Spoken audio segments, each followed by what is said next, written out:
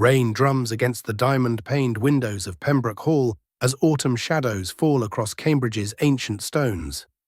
Tonight, the college's most celebrated poetry professor would give her final reading.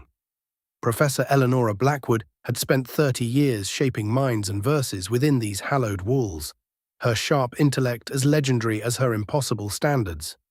4 of her doctoral students had collaborated on a special anthology for this evening, each contributing a stanza to honor their formidable mentor. None of them suspected that poetry would become murder. In the oak-paneled reading room, 4 students await their professor's arrival. Margaret Thornley nervously adjusts her spectacles, her thesis having been rejected twice this year. William Ashford checks his gold pocket watch with practiced arrogance, still smarting from last week's public argument about poetic interpretation. Sophie Darling lights another cigarette, the plagiarism scandal still whispering through Cambridge's corridors, and James Morrison sits quietly in the corner, his war-haunted eyes fixed on the rain-streaked windows, his hands trembling slightly as they always do when memories surface. Professor Blackwood enters with her characteristic authority, her silver hair pinned in a perfect bun, reading glasses dangling from their chain.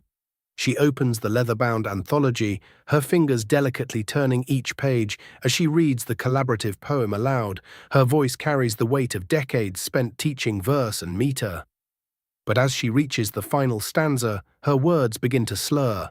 Her elegant fingers, still touching the pages, start to tremble.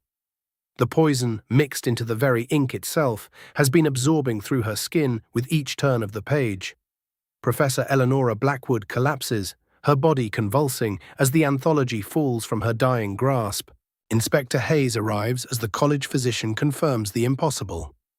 Professor Blackwood has been poisoned. The reading room is sealed, rain still pattering against the windows like whispered accusations. The inspector examines the anthology with careful hands, noting how certain pages seem to shimmer differently in the lamplight. 4 students contributed to this collection. 4 students who each had access to the manuscript before tonight. 4 students who each had reason to want their demanding professor gone. The inspector's weathered eyes survey each face, knowing that one of them has committed the perfect academic murder. One by one, Inspector Hayes interviews the students in the dim corridor outside. William Ashford speaks of their philosophical disagreements with cold detachment, his privileged upbringing evident in every measured word. Sophie Darling deflects questions with sharp wit, her cigarette smoke curling like secrets in the amber light. James Morrison's testimony comes in halting fragments, his shell shock making him seem unreliable, dangerous even. But it's Margaret Thornley who interests the inspector most. Her nervous energy, the way she won't meet his eyes when she claims she barely touched the manuscript during the collaboration process. In the college laboratory, Inspector Hayes examines the anthology under gaslight. A chemistry professor confirms his suspicions.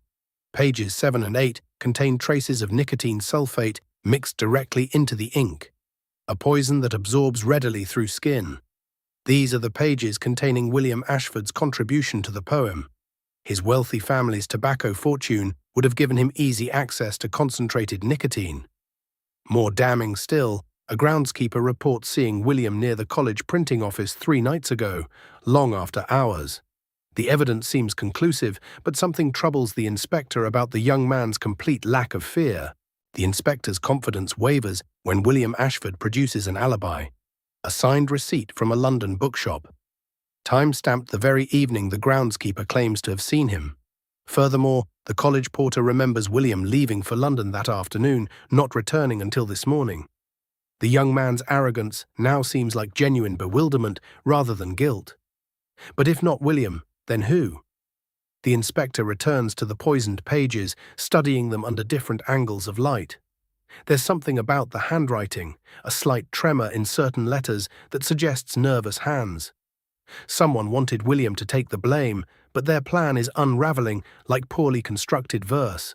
Inspector Hayes gathers all 4 students back in the reading room where Professor Blackwood died. The rain has intensified, drumming against the windows like an impatient audience. He presents his findings: the poison, the false evidence planted against William, the trembling handwriting that betrays the real killer's nerves. Margaret Thornley grows paler with each revelation, her nervous energy becoming frantic.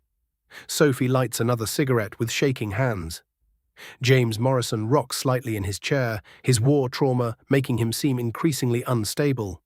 The inspector knows one of them is a murderer, but the storm outside mirrors the chaos of conflicting evidence and hidden motives swirling through the ancient hall. The inspector's revelation cuts through the storm like lightning. Margaret Thornley's nervous breakdown isn't guilt, it's terror. She discovered the poison plot but said nothing, afraid of being blamed. The real killer is James Morrison, whose trembling hands weren't from shell shock but from handling concentrated nicotine. His war trauma was real, but so was his desperation when Professor Blackwood threatened to remove him from the program, calling him psychologically unfit.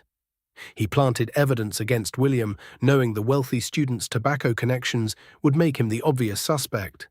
But James underestimated the inspector's thoroughness. His war-damaged psyche had crafted the perfect murder, except for one fatal flaw. The tremor in his handwriting when he forged the poison onto William's pages gave him away. Dawn breaks over Cambridge as James Morrison is led away in shackles, his war-haunted eyes now hollow with defeat. The anthology lies sealed as evidence, its poisoned verses a testament to how ambition can corrupt even the most beautiful art. Margaret Thornley gathers her books with shaking hands, knowing she'll never forget the night poetry became murder.